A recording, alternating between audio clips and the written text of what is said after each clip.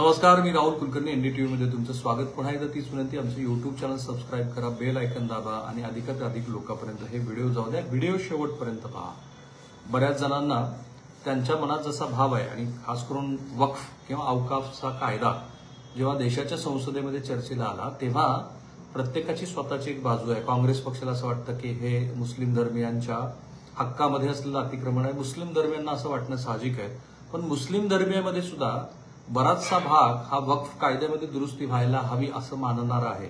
मी जेव्हा कोंडव्यामध्ये असलेल्या कौसरबाग इथल्या मशिदीमधून मुस्लिम समुदायाच्या मंडळींची चर्चा केली तेव्हा जे कॅमेऱ्यावरती बोलू इच्छित नव्हते असे बरेच घटक मला दिसले की ज्यांना असं वाटतं की मुस्लिम धर्मियांच्या हितासाठी असलेली संपत्ती ती आपल्याच समाजातल्या काही मुठभर लोकांनी आपल्या ताब्यात ठेवली आणि त्याच्यातनं स्वतःचे आर्थिक हित साधले, जे हिंदू धर्मात पण झालेलं आहे. हिंदू धर्मातल्या सुद्धा अनेक मंदिराला दान दिलेल्या प्रॉपर्टीज ह्या गायब आहेत आणि त्या धनधांडग्यांनी आपल्या ताब्यात घेतल्यात, ही वस्तुस्थिती आहे. पण तरी जेव्हा राष्ट्रपतीच्या सहीनं या देशामध्ये आता वक्फ कायदा लागू झालेला आहे, मध्यरात्री काल जेव्हा ती बातमी आम्ही ब्रेक केली तेव्हापासून माझ्या मनात होतं की लातूरमध्ये काल जेव्हा देशाच्या दोन्हीही म्हणजे राज्यसभा आणि लोकसभेनं वक्फ कायद्याला मंजुरी दिली तेव्हा लातूरच्या तळेगावच्या 103 शेतकऱ्यांनी साखर वाटून आनंद का साजरा करावा. आणि जेव्हा मी तो व्हिडिओ छोटासा पोस्ट केला तेव्हा अनेक लोकांच्या वेगवेगळ्या पद्धतीच्या प्रतिक्रिया आल्या आणि त्या प्रतिक्रियेतनं एक गोष्ट अशी आहे की अनेकांना असं वाटतं की मुस्लिम समुदायाची वक्फ मर्यादित असलेली सगळी संपत्ती ही आता हिंदूची होणार आहे, किंवा मुस्लिम समुदायातल्याही घटकांना असं वाटतं की आपली सगळी संपत्ती काढून सरकारच्या ताब्यात दिली जाणार आहे. आणि म्हणून ह्या काल मध्यरात्री लागू झालेल्या कायद्याचे महाराष्ट्रात देशभरामध्ये काय परिणाम होतील हे आपण समजून घेऊ. आधी हे निसंदिग्ध शब्दामध्ये मान्य केलं पाहिजे की मी ज्या मराठवाड्याचा आहे त्या छत्रपती संभाजीनगर शहर, धाराशिव, नांदेड, लातूर, जालना म्हणजे महाराष्ट्रात बहुसंख्यानं वक्फची जी संपत्ती आहे, जी 36-35 हजार महाराष्ट्रामध्ये वक्फ प्रॉपर्टी आहे, ती बहुतांशी मेजॉरिटी ही मराठवाड्यामध्ये आहे. पण मुंबई पण त्याला अपवाद नाही. मोठ्या उद्योगपतींची घरं जी आता मुंबईत आहेत ती तिथं आहेत असं वक्फचा दावा आहे. त्याला सुप्रीम कोर्टामध्ये चॅलेंज केलं गेलं आहे. पुण्यामध्ये पण जवळपास 26,000 एकर की हेक्टर संपत्ती वक्फची आहे. तिथेही मुस्लिम समुदायाच्या मंडळींनी गेल्याच आठवड्यामध्ये पत्रकार परिषद घेऊन वक्फमध्ये ईडीच्या माध्यमात कारवाई करावी वक्फ संपत्ती संदर्भात अशी मागणी केलेली. म्हणून असा बेसिक प्रश्न पुन्हा उपस्थित होतो की असं सरकारने काय केलेलं आहे की ज्या कारणामुळं वक्फची संपत्ती सगळी मुस्लिमांची ही हिंदूच्या ताब्यामध्ये जाईल असं वाटतं. आणि लातूरच्या त्या शेतकऱ्यांनी आनंद का साजरा केला, साखर का वाटली, याचं मी उत्तर देणार आहे पण या व्हिडिओच्या शेवटी. आधी छोटासा इतिहास जो तुम्हालाही बऱ्याच अंशी माहिती असेल पण तरीही त्याची उजळणी करणं आवश्यक आहे एक सगळा घटनाक्रम समजून घेण्यासाठी. या देशावरती मुघलांनी 700 वर्ष राज्य केलं, ही वस्तुस्थिती.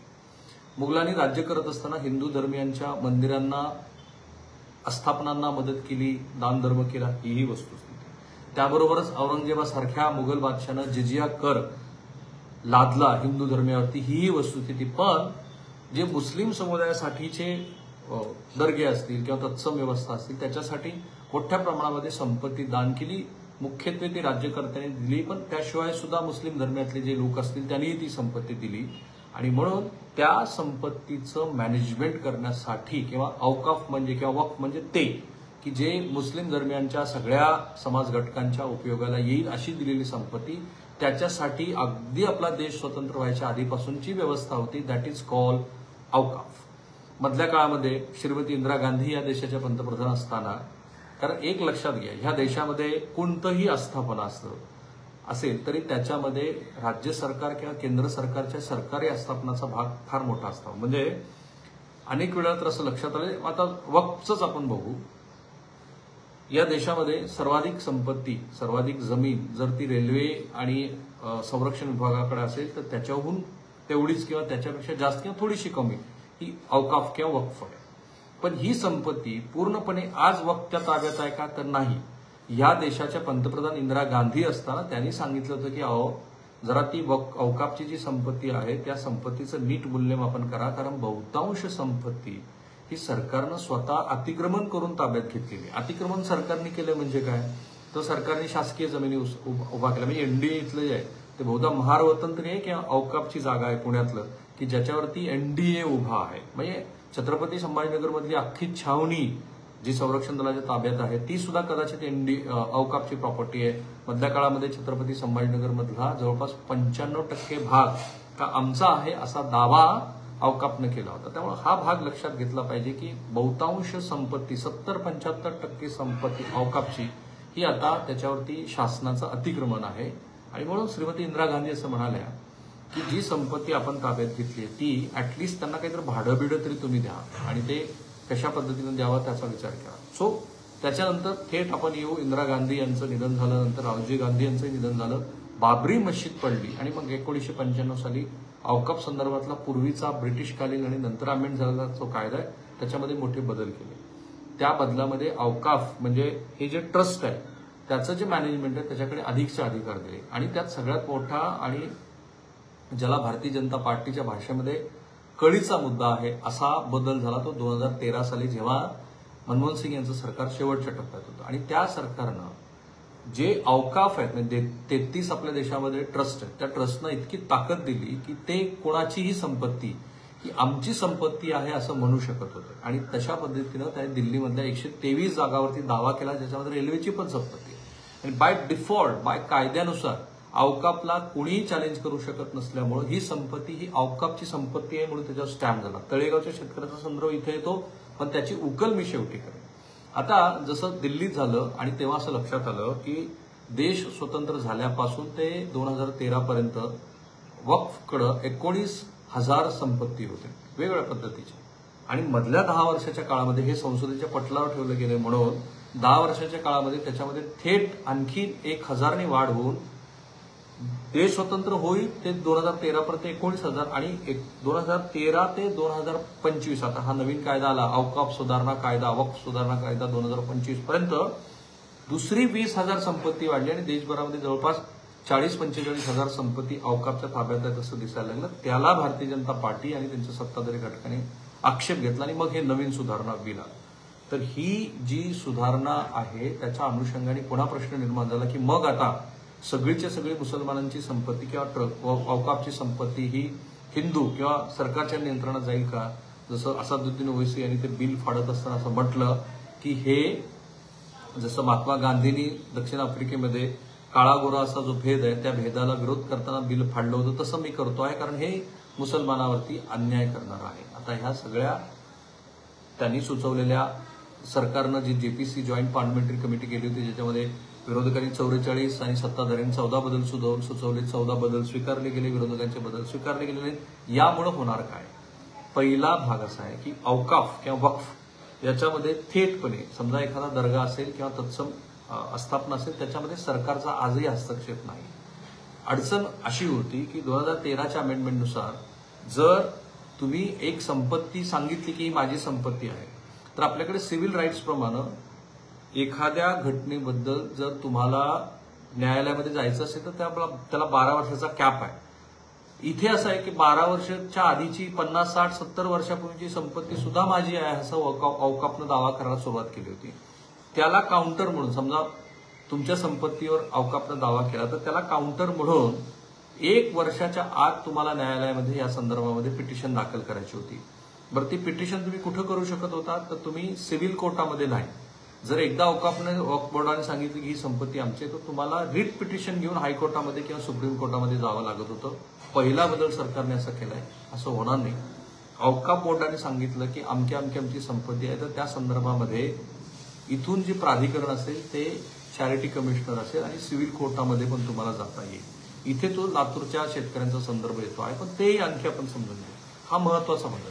दुसरा बदल काय केलाय की ज्याच्यामध्ये असं म्हटलं गेलं की हिंदू किंवा गैर मुसलमान हे या ट्रस्टवरती येतील असं नाहीये.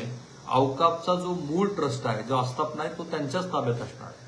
फक्त बदल कुठे आहे तर औकाफचा जे राज्य पातळीवरचं फेडरेशन किंवा जी यंत्रणा शासनाने उभा केली किंवा केंद्रीय पातळीवरची यंत्रणा आहे त्याच्यामध्ये मात्र 2 गैर मुसलमान येतील. त्याचं कारण सरकारने असं सांगितलं आहे आणि ही काही सरकारची भलामण नाही. मी फक्त कायदा सांगतोय कारण या देशात तो लागू झालाय म्हणून की सरकारचं असं म्हणणं आहे की अमुक संपत्ती माझी आहे असं म्हटलं जातं तेव्हा कोणतेही पुरावे तुमच्याकडे नसताना तुम्ही हा दावा करता जसा दिल्लीत केला तो बऱ्याच वेळेला कोणाचं घर असू शकतं, कोणाची स्थावर मालमत्ता असू शकते, जे लातूरच्या शेतकऱ्यांच्या बद्दल झालंय. तर हे इथून पुढे होणार नाही, ते एक्झामिन केलं जाईल आणि त्याला चॅलेंज करताना समोर चॅरिटी कमिशनर असणार आहे. पूर्वी या औकापच्या कोणत्याही निवाड्याला तुम्हाला थेटपणे रिट पिटिशनद्वारे जे चॅलेंज केलं जाऊ शकत होतं ते तुम्ही आता चॅरिटी कमिशनरकडे करू शकता आणि तो कमिशनर हा कोणत्याही धर्माचा असू शकतो. औकापच्या बोर्डावरती 2 महिला रिप्रेझेंटेटिव्हला स्थान द्यायचं आहे. हा बदल आम्ही केला असं जे सरकार सांगते ते साफ चूक आहे. 2025च्या कायद्यामध्ये महिलांचं रिप्रेझेंटेशन हे 1995च्याच कायद्यामध्ये असलेलं रिप्रेझेंटेशन आहे.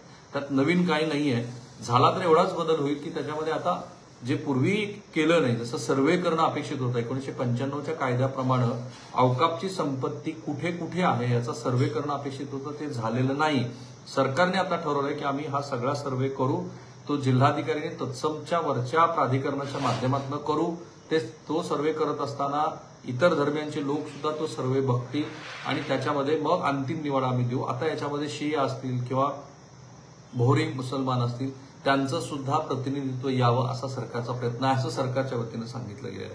तो हे ते सगळे बदल आहेत की जे बदल काल मध्यरात्रीपासून लागू झाले. त्या बदलांची लसावी पुन्हा एकदा मुस्लिम धर्मियांची कोणतीही संपत्ती जी पूर्वी त्यांच्या ताब्यात आहे ती कुणीही काढून घेणार नाही. पण जी मुस्लिम धर्मियांची संपत्ती जी इतरांच्या ताब्यात आहे आणि कुणी घरं बांधलेली आहेत, कुणी त्याच्यावर व्यापारी स्थापना केलेली आहे, तर त्याची एक प्राधिकरणामार्फत सुनावणी होईल आणि ती प्राधिकरणामार्फत सुनावणी झाल्यानंतर जर त्याच्यामध्ये तसं नाही असं लक्षात आलं तर ती संपत्ती संबंधित माणसांना मिळेल, जे धाराशिव शहरामध्ये अपेक्षित आहे.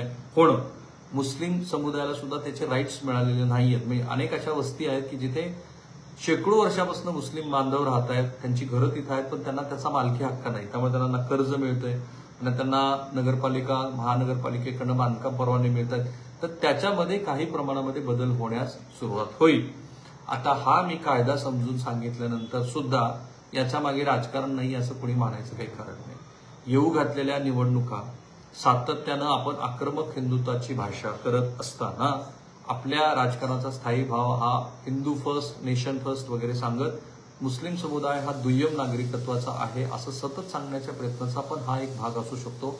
हे आपल्याला नाकारून चालणार नाही. पण अर्थात याच्या मागे बरेचसे गैरसमज अधिक प्रमाणामध्ये पसरवले जातात, ही सुद्धा वस्तुस्थिती आहे. जसं मी कौसरबाग मधल्या मुस्लिमांना विचारलं, त्या आमच्या डिबेटमध्ये असलेल्या मुस्लिम बांधवांना विचारलं की सीएए किंवा एनआरसी मुळे मुस्लिम बांधवांची ह्या देशातले नागरिकत्व जाईल असं जे म्हटलं जात होतं ते नाहीये तसं झालेलं, ते खोटं आहे. हे आज तरी आपण मान्य करायला हवं की नाही. तर जो बदल झालेला आहे त्याच्याकडे अधिक डोळसपणे बघायला हवं. या बदलामधून जे सर्व्हे आता होणार आहेत ते करायला हवं, त्याच्याकडे नीट लक्ष द्यायला हवं. आणि आता शेवटचं उत्तर, लातूरमधल्या तळेगावच्या शेतकऱ्यांनी का आनंद साजरा केला, तर त्यांना या 303 एकर जमिनी संदर्भात ही आमची आहे असं म्हणून जे औकाप ट्रस्टने नोटिसा बजावलेल्या होत्या त्याला अर्थ नाहीये. इथून पुढे ते सिव्हिल पिटिशन होईल, कोर्टामध्ये ते चर्चेला येईल आणि त्याच्यानंतर हा जो पिढ्यानपिढ्या ह्या शेतकऱ्यांनी जमीन कसण्याचा त्यांचा जो मालकी हक्क आहे तो कदाचित अबाधित राहू शकतो.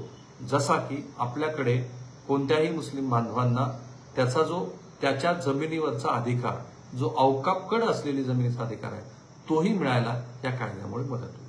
थांबूया आपण इथे. मी राजकारणात स्पर्श केलेला नाही. तो स्पर्श यासाठी नाही केला कारण कोणी काय पद्धतीचं राजकारण करावं हे त्यांच्यावरती अवलंबून आहे. शेवटी लोकांनी कायद्याच्या दृष्टीनं समजून घ्यावं त्यासाठीचा हा व्हिडिओ. थांबूया आपण इथे. तुम्हाला आमचा हा व्हिडिओ कसा वाटतो तो जरूर कळवा. एनडीटीव्हीला फॉलो करायला लागा. आम्ही सगळ्या सोशल मीडिया प्लॅटफॉर्मवर, महत्त्वाचं म्हणजे आमचं युट्यूब चॅनल सबस्क्राईब करा, बेल आयकॉन दाबा आणि व्हिडिओ शेवटपर्यंत बघा. Thank you so much.